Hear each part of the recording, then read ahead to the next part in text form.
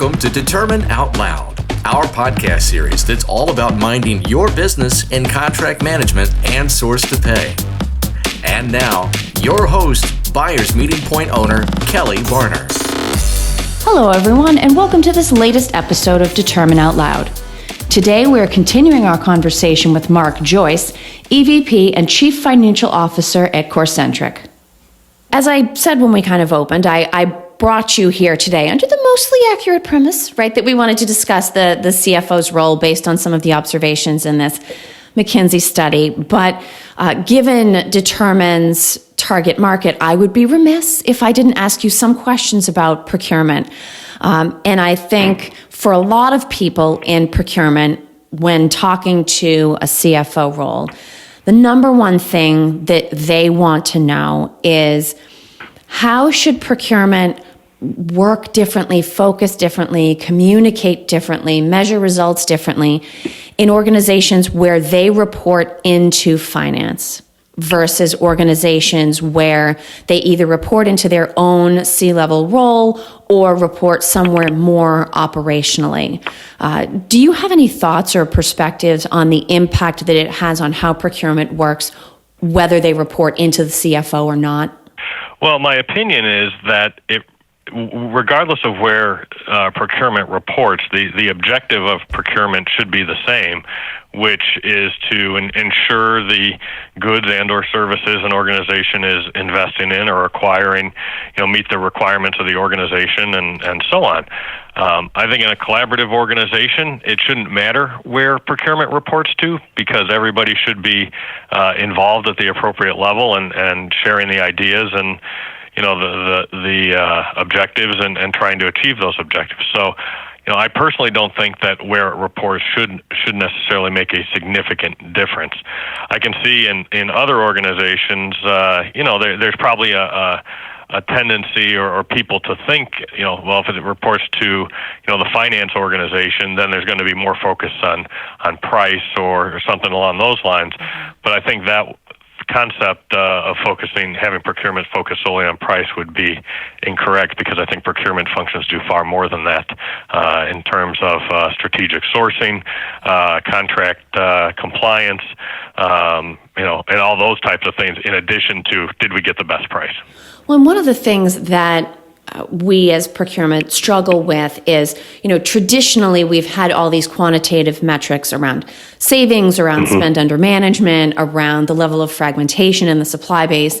And so it is in our sort of performance DNA to say, what kind of an impact did we have? Oh, good, let's go to a spreadsheet. And then what's the number at the bottom, right? That's our performance impact. Right.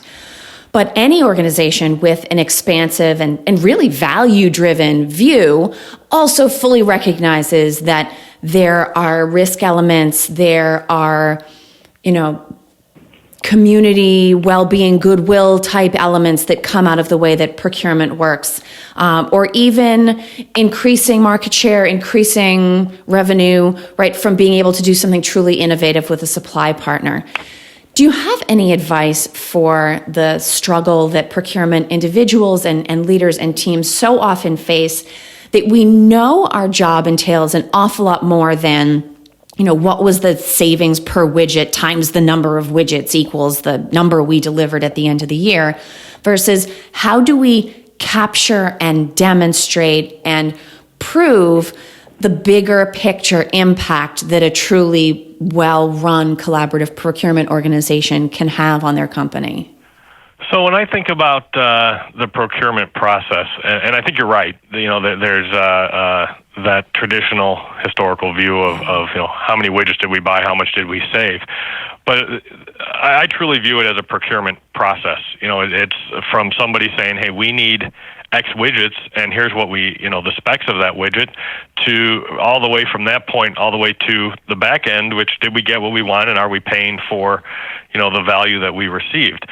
So it's far more than just a one-time purchase, or maybe it is a one-time purchase of a good, but it's more than just purchasing the good. It's sourcing it, it's getting that sourcing correct in the beginning. It's getting it done timely to meet whatever the organization's deadlines might be. Maybe it's a manufacturing process where there's a delivery date on the back end. And it's all those things that should go into the measurement of is the procurement function meeting its objectives and doing what it's supposed to do, well beyond just was it $5 or $10 for that item and how many did we get. So I think there's a value chain there within the procurement process that people need to recognize, that it just goes beyond just a number. Well, one of the things that I do think, even with all of the changes that we've talked about, a CFO is uniquely well positioned to see both the top line and the bottom line in parallel, right? You've got your left eye looking at the top line and your right eye is looking at the bottom, and you're thinking at all times about the operations and the teams and the challenges that exist. You want the top line to be as big as it can be, and you want the bottom line to be as big as it can be. And there's not only because you're in a technology-based company, but I think a lot of companies in general, it seems like maybe with literally the exception of widgets, today almost all companies buy nearly everything, quote unquote, as a service. And that changes how the customer looks at those things and decides to buy those things and decides for themselves the value of those things. And so it therefore necessarily has to change the way that the company offering those solutions, that value, approaches its delivery and looking at cost effectiveness. When you think about the fact that everything is a lot more subjective now in business because we're so focused on these different delivery models, has that had a lot to do with some of the changes you've seen in finance, or with some of the opportunities you see in terms of the direction you get to send the business down, that, in most cases, we are no longer talking about widgets and things that can be put in boxes. We're talking about solving a business challenge rather than meeting a precise measurement spec. Generally speaking, as somebody with a leadership role in an organization, how has that perception of offerings affected the way that you both do your job and the way that you perceive and measure the performance of the different teams that you work with? That's a good question. So I think you're right. I think we're looking at many things today, and we're looking at a lot of things that historically weren't necessarily commodities, if you will, have become commodities because you just buy it for what it is, and it's a service. It's something along those lines. It's no longer things aren't necessarily viewed maybe as they have been in the past as longer term commitments. I think when I start to think about things like that, the thought comes to my mind, and this was in the Wall Street Journal quite a while back, but we look at things and say, if it's a decision that can be undone or reversed quickly and not too painfully from a cost standpoint, it's a very quick decision. If it's a long-term, lengthy partnership, we spend a lot of time on that versus the former where we would spend very little time on that. I think that comes into play in our decision making within our own organization as to how we acquire certain things, be it services that we're acquiring or products or whatever the case might be.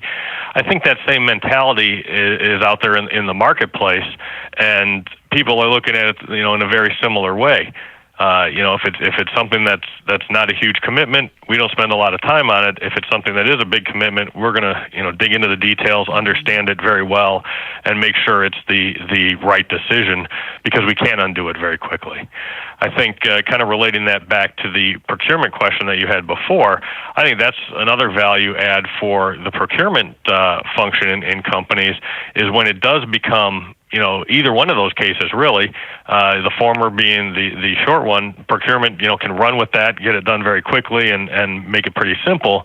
But when it becomes a longer-term decision, a longer-term commitment, if you will, that's where, your procurement and the strategic sourcing that they provide and things along those lines can really enhance the benefit of that longer term commitment when you make it. They've done a lot of legwork. They've brought in the expertise if it's something that you don't have in-house. They've gone and found somebody and said, okay, can you advise us and help us, make this acquisition of whatever the goods or services might be. And then that really helps in the long run for the organization. It's interesting. You talk about, and I'll use the word cost here. I don't think you use the word cost, but I'm going to use it in the context. The cost of what it is to do something versus the cost to undo that thing. And I think that's a really interesting point, because anybody in an enterprise that has, let's face it, a primarily internal focus, right? So if you're in procurement, you're mostly focused on, making sure that Sam in operations is happy or Mary in marketing is happy. And you know that no one has a job if Bob the customer isn't happy, but your day-to-day is focused on internal people and then getting suppliers paid. So it's always forward. But as somebody with external visibility and honestly external accountabilities, you do have to also be thinking about what's it going to cost us if we have to jag left? What's it going to cost us if we have to turn around and go back? And I think that's a perspective. It's a way of thinking that is very sort of difficult to fake. Right? If you haven't been in the position of having to make a decision that would force you to understand current business commitments on that kind of a level, it's difficult to factor that into future decision-making opportunities, right? Because you're always just assuming, everything's always forward, but it isn't always. And it's not that something bad has happened and you've been forced to retreat, but it might be a sudden opportunity that comes up that causes you to branch off in a direction that you hadn't seen. That's, in a way, a lateral move, but it does affect the decisions and the commitments that have been made by the enterprise. I think that's one of those points of view. Clearly, it's why that idea resonated with you. That strikes me as a really interesting and new thought, and maybe something for people in procurement, even if it doesn't become, okay, good, let's add a question to our standard RFP template. What's it going to cost us if we have to change this, right? It's not that literal. It's discussions with stakeholders. It's discussions with suppliers. Okay, what would happen if? Or what are other people doing? Or are you seeing? It's bringing that kind of a perspective into discussions. That's a really interesting point of view to me. And I would think it's the kind of thing that you talked about, collaborative discussions with other people on the Corcentric leadership team or other people at different levels in the enterprise. That's the kind of question that if you had stopped by my desk and I was working on a contract and you said to me, out of curiosity, what's it going to cost us to change this? Being honest, I probably would not know. But it would change the way I did my job forever. A, that I didn't know, and B, that I wished I had thought to look into that beforehand. That's really interesting. Yeah, I think it's one of those things that we have to think about it as we make investments in anything, and you can define investments in a lot of different ways. But what happens if this happens, or what happens if that happens? And it may not be undoing. It may be, what happens if the market changes on this? What happens if, the cost of our raw material goes up, or, the company that supplies this to us is no longer able to do so? You have to ask those questions so that you can really understand, what's the impact on our organization if certain events happen. I mean, it's the traditional what-if scenario. I mean, you can take it in a lot of different directions, but I think that's one of the key things in looking forward and implementing strategy is what are the different scenarios that you have to think about, and how do you either plan for those or at least be aware of them so that when they do happen you say, okay, we've thought about this, here's what our thought process was, and here's what we're going to do.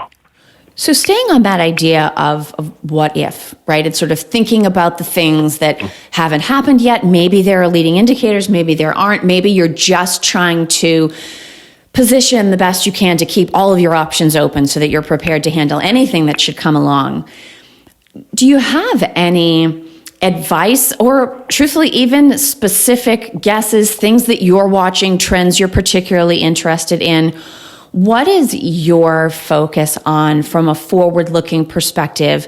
And totally fair to answer this question in terms of the context of, what is Corcentric looking at from a forward-looking perspective? Or you, as Mark Joyce, what are you looking forward at in terms of how you anticipate the CFO's role to continue changing and the role of finance in the enterprise to continue changing?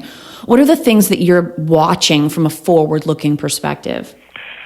Sure. So in terms of the CFO role, and I guess my role in particular as well, I think there's a few things, and these overlap with supporting the organization's growth.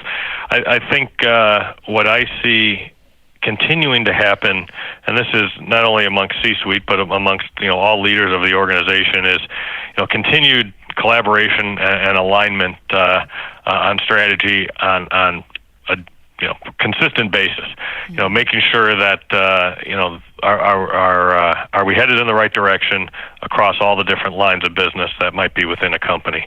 I think that's where you're going to see a lot of CFOs, transition from, like we said before, the traditional roles, which have already, but even more so going forward here in the future. That goes along with, more focus on long-term strategy and becoming more forward-focused, less of the looking back, more what's around the corner, what's coming next, how do we plan for that, and are we ready for it?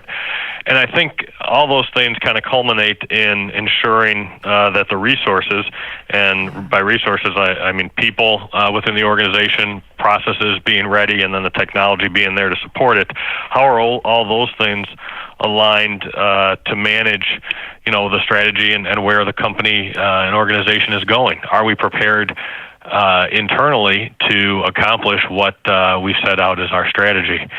I think the other thing that is happening, and data is driving so many decisions nowadays.